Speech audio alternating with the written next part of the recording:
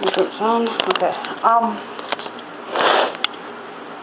Alright, this is going to be about a young girl, from Canada named Amanda Todd, who has gained a lot of popularity. And I'm sure if she was alive, she would make it clear that that was not her intention to gain all this popularity and fame and whatever. But unfortunately, she can't speak for herself because she was bullied to death, and she was victimized by a pedophile online. Well, should I say two pedophiles. And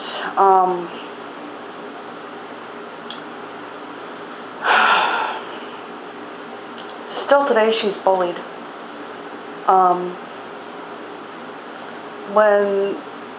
It's because of people who look at the mistakes that she made, but not at what she was going through.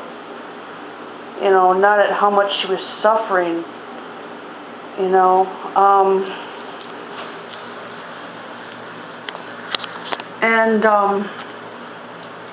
I learned a while back that any comments that are being any nasty comments or any videos or anything like that are being that are bashing Amanda Todd in any way, are being considered as evidence in her case. They're still pursuing her case, I guess.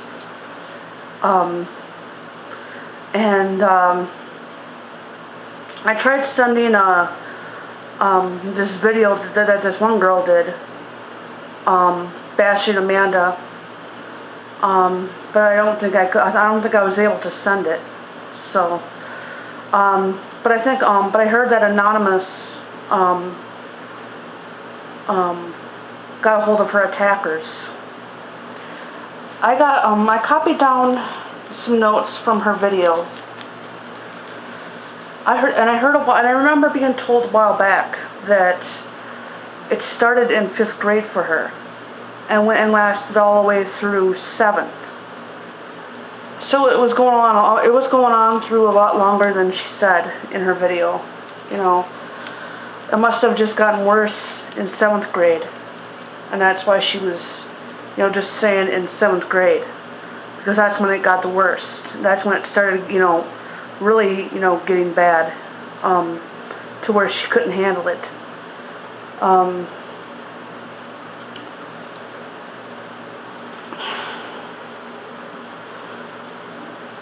But I don't know, because she lived all the way in Canada.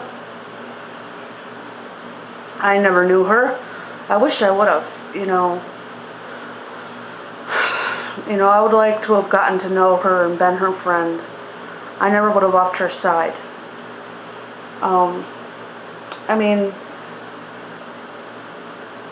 Yes, she made a mistake, but not of her own. It wasn't her choice, really. In a way, yes, it was her. She, made a choice, but not of her own free will. She was forced. This guy on the webcam, this guy somehow got a photo of her chest and somehow contacted her and had information on her that was personal, that he knew her address, her school, her relatives, friends, and family names. And he threatened to send the photo if she didn't put on a show for him. And she must have, but he did. But he sent the photo. But he sent the photo anyways.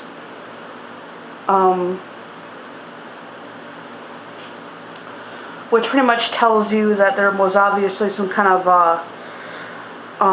ring going on. But to back up a little bit, just like any other kid in high school, Amanda and Todd had friends. And they would go on the webcam with friends and talk and meet new people, try to make new friends, meet new people. She was called beautiful, perfect, she was called stunning, beautiful, and perfect, and then they wanted her to flash. So yeah, she did 1 year later. She was, then came the message on Facebook from some guy, and she did not have any idea how he knew her. And it was that pedophile, okay? It was that pedophile, and he forced her to put on a show for him. Otherwise, he would send her boobs all over the web, all over the internet. Yeah, okay, yeah, she did what he told her to do, but he sent them anyways. She was blackmailed, and yes, she made the mistake of flashing, and it cost her big time. She admitted to her mistake. She admitted to it. She admitted she did wrong. But that should never have cost her her life. She didn't deserve anything she went through.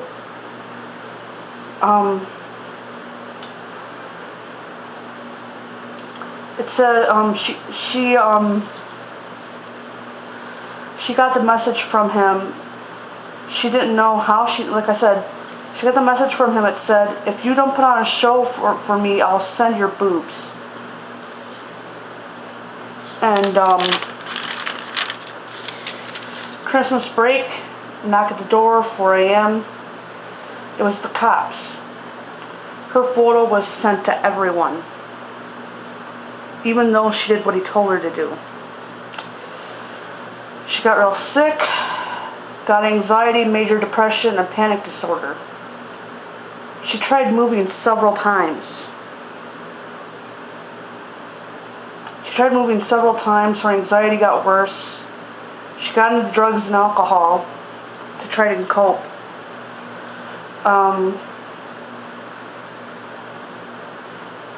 She wasn't able to even leave the house.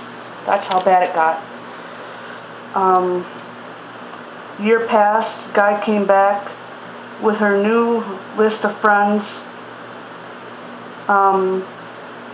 and school, but made a Facebook page, and her boobs were his profile picture.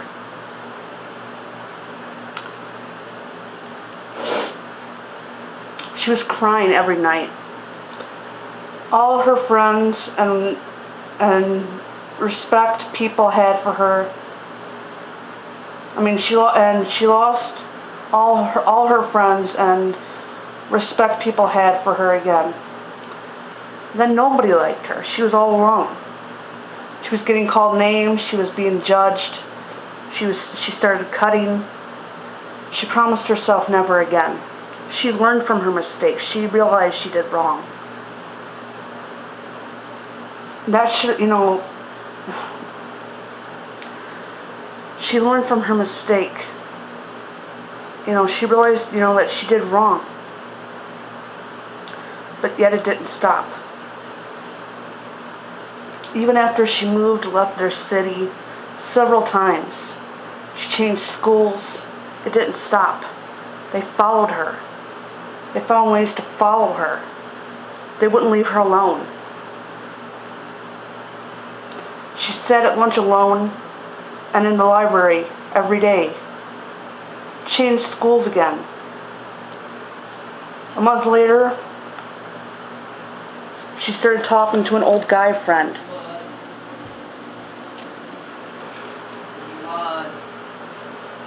They texted back and forth.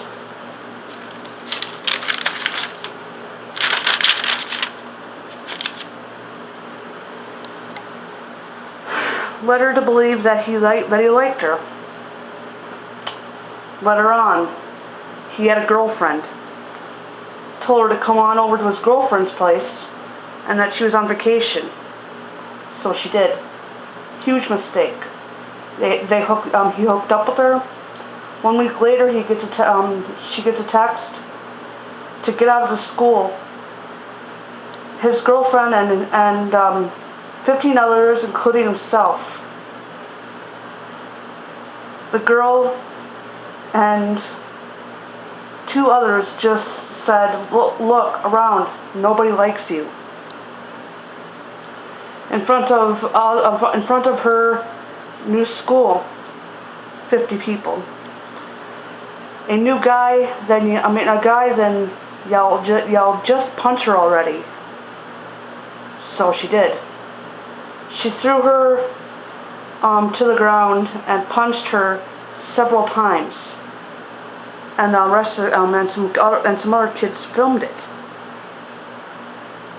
She was all alone and left on the ground. She felt like a joke in the world. She thought no one deserves this. She lied and blamed herself. Didn't want her guy friend getting hurt. Thought he really liked her, but he just wanted sex.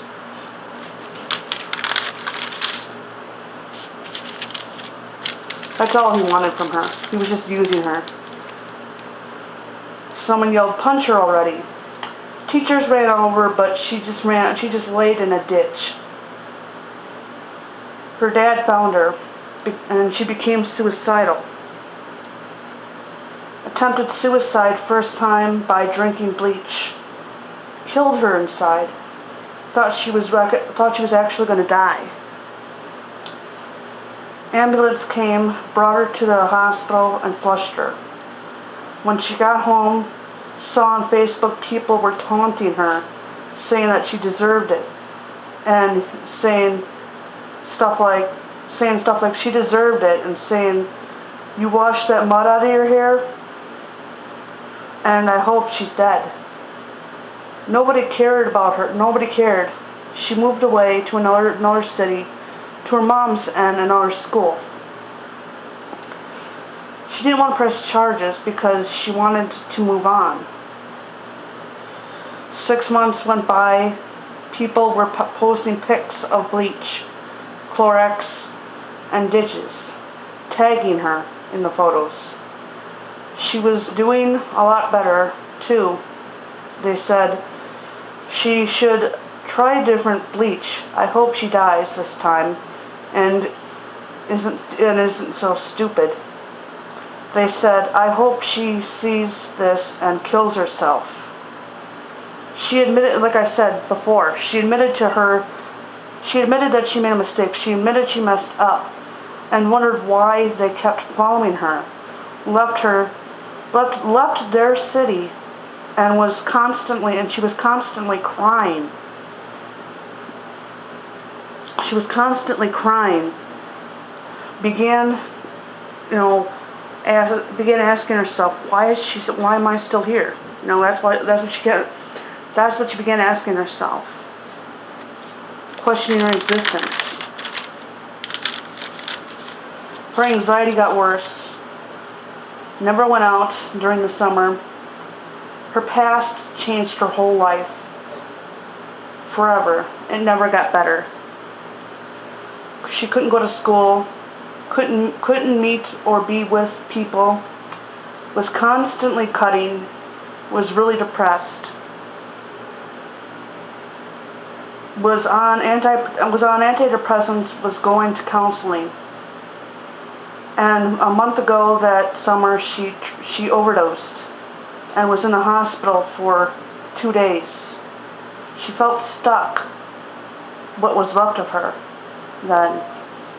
None of it would stop. None of it had no one and needed someone.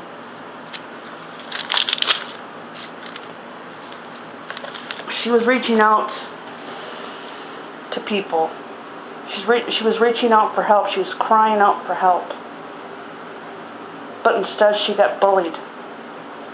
by people that had to be gutless cowards, that had to feel more powerful by tearing her down even more than she already was, by tearing her down to make themselves feel better for whatever personal reasons they have at home, or about themselves, about their parents, or whoever else, that had nothing to do with her. They had to kick her when she was down. It takes a real gutless coward to do something like that. A real gutless coward. And these bullies, the bullies that bullied her and that still continue to say nasty things about her today are gutless cowards too. Any person who makes nasty comments about that young lady just because of her mistakes that she made, even after she admitted to them, and learned from them, you're, in my opinion, a gutless coward. And I'm sure you are, in a lot of other people's opinion, a gutless coward, because that's what you are. Only a gutless coward would say something like that about a poor young little girl who made a mistake. Who made a mistake and was suffering for it. Until she couldn't handle it anymore. Until she took her own life.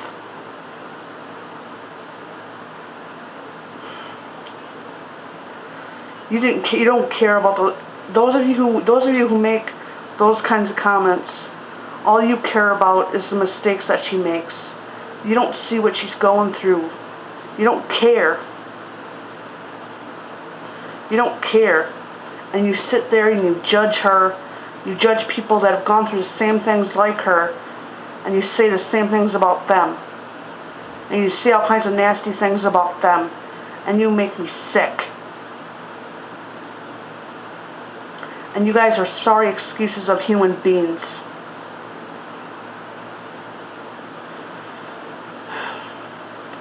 And just put it this way. What goes around, comes around.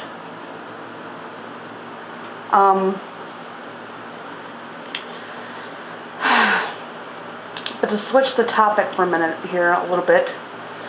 I want to talk about the pedophile. Both pedophiles. The first pedophile outed the second one.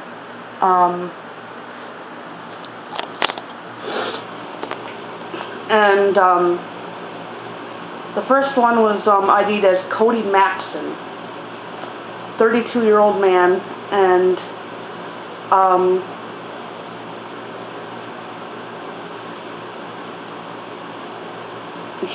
Cody Maxson is the one who was ID'd by Anonymous, who blackmailed Amanda blackmailed Amanda with the pictures, with the naked pictures, leading to her harassment, abuse, and evidential suicide. It told the Vancouver Sun. The real stalker is a man known as Viper.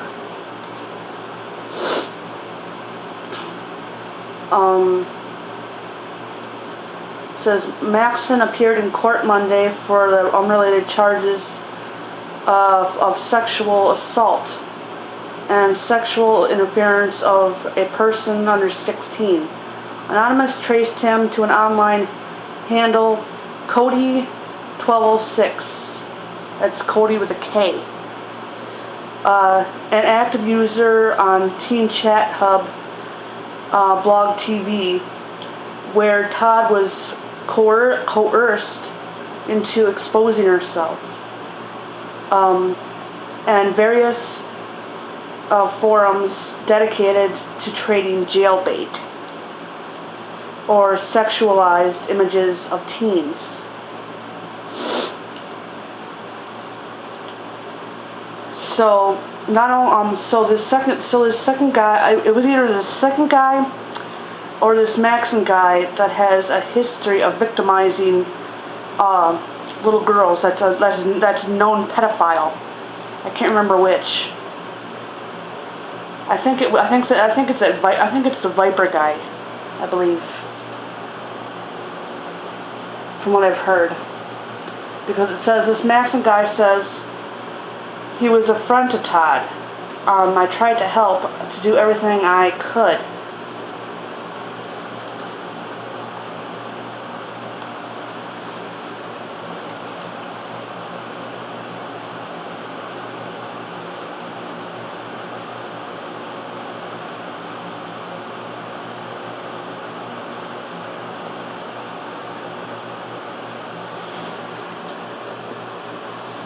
Let's see here. Maxon's, was it the, yeah, the guy, Maxon, we call it, Cody Maxon, this guy Maxon says, he knew Amanda in a sense, but denied he was one of her cyber bullies. I hardly believe anything this guy says.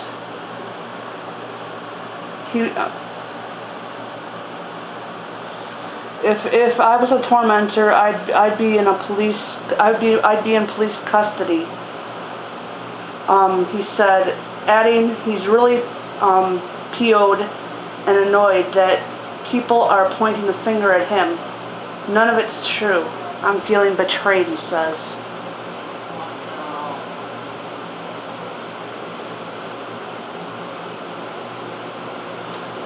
He's putting the most of